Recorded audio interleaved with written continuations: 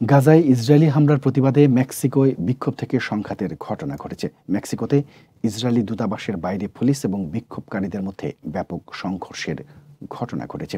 মেক্সিকোর রাজধানী শহরে গাজার দক্ষিণাঞ্চলীয় শহর রাফাতে ইসরায়েলি সামরিক অভিযানের বিরুদ্ধে প্রতিবাদ জানাতে বিক্ষোভ প্রদর্শনকালে এই সংঘর্ষ হয়।